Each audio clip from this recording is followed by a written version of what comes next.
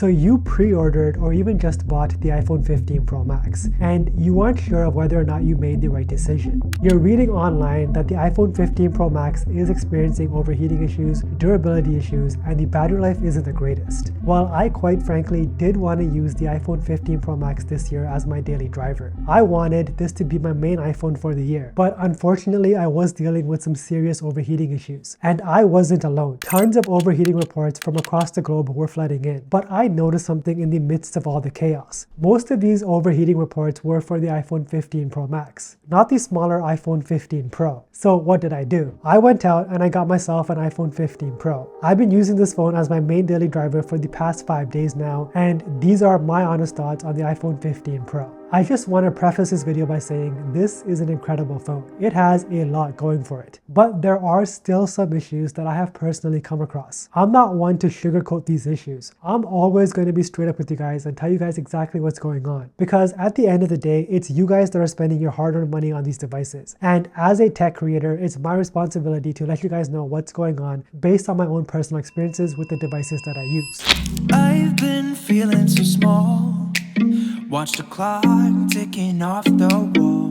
How's it going, everyone? My name is RJ and this is the iPhone 15 Pro. The iPhone 15 Pro has a lot going on for it. Carrying this phone around and using it on a daily basis feels great. It's lightweight, pocketable, and using just one hand to reach the top of the display to pull down the control panel is easily doable. Something that I wasn't able to do on my iPhone 15 Pro Max. In fact, in the hands compared to the regular iPhone 15, the iPhone 15 Pro isn't much heavier. Apple opting to use titanium on their iPhone 15 Pro lineup reduced the weight of their devices significantly. In fact, this phone is about 10% lighter than last year's iPhone 14 Pro, a significant change that actually benefits us, the consumers, when it comes to everyday usage. Handling the iPhone 15 Pro with one or two hands is quite easy. I would say it's a one-handed device for most people. Using the keyboard to text or even type out full paragraphs is quite doable without putting too much strain on your fingers. I personally find typing to be a lot easier on the 15 Pro compared to the 15 Pro Max. I find myself making less mistakes and being able to type at a faster speed due to the smaller form factor of the keyboard.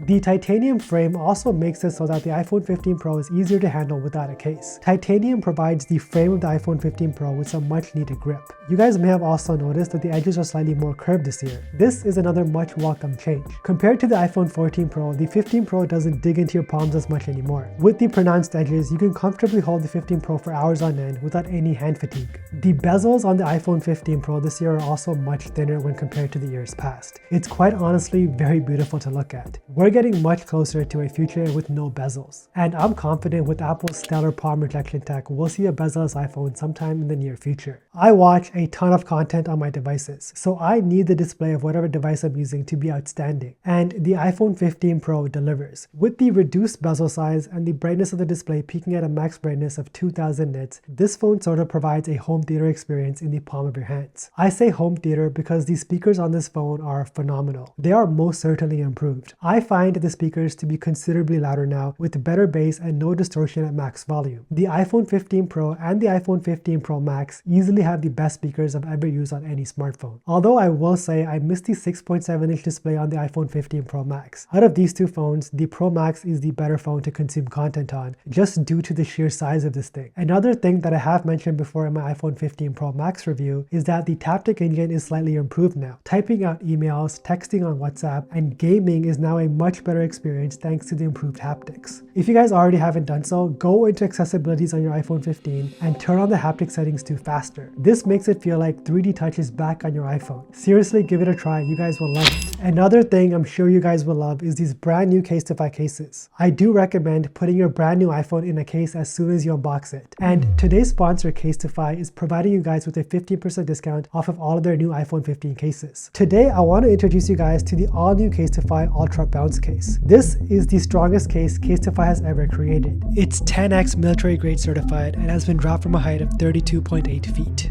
And just for your reference, that's the height of 3 basketball hoops, 4 Yao Mings, or 1 T-Rex. Every time the iPhone 15 Pro was drop tested from that height, the iPhone 15 Pro came away unscathed. This is all thanks to the new Ultra Bounce case. How is this even possible, you ask? Well, the Ultra Bounce case comes with 6 layers of rugged protection. This case is the real deal. And what I find to be really unique about these ultra bounce cases is the fact that they all come with a lens covering for extra camera protection. If you're wondering, EcoShock is Casetify's proprietary plant-based shock absorbing tech. It basically turns the kinetic energy of an impact into heat, and its twister pattern design helps dissipate the impact across the surface, absorbing 95% of impact and offering up to 20% increase in drop protection. That's some pretty legit protection. The Ultra Bounce case surprisingly doesn't add much weight or bulk to your iPhone 15. This case feels great in the hands and provides you with some really good grip. Over on Casetify's website, you'll find some great artwork and some graphics to choose from. My personal favorite is the inside out case, or you can choose to go with something like this that has your name or a monogram imprinted on the side. Fun fact, all of these cases are made from old recycled phone cases, a pretty cool way to save the planet. Make sure you guys do use the link in the description below and you'll automatically get a 15% discount upon checkout. And thanks to Casetify for sponsoring this video. Now, regarding the action button, I've been loving it. I feel like almost every smartphone manufacturer should have this on their phones. It's actually very useful, and there is a way to set it up so that you get multiple options to show up when you do press down on it. It's something that you do have to do in shortcuts, and I have linked a video for you guys to guide you through the process down in the description below. I also find that the action button on the iPhone 15 Pro is much easier to access due to its smaller form factor. With the iPhone 15 Pro Max, I had a very difficult time just getting up there, so something definitely to consider when deciding between the two sizes this year. However, I do question the placement of the action button. It's not in the most practical place. The action button is found above the volume rockers, which to me doesn't make much sense. I personally would have loved to see it right below the power button on the right side of the phone. This to me makes the most sense. My thumb naturally already rests there whenever I do use my phone, so I feel like the action button being right below the power button would have made a whole lot of sense. Let me know if you guys feel the same way, or do you like its current placement? I don't know if this is just me, but I keep trying to charge my iPhone 15 Pro using a lightning cable. I've done this over 10 times already, I kid you guys not. Quite honestly, the addition of USB-C is really nice. I have a ton of USB devices already, so this move made a ton of sense for me. I understand this isn't a move that Apple wanted to make. It was enforced by the EU,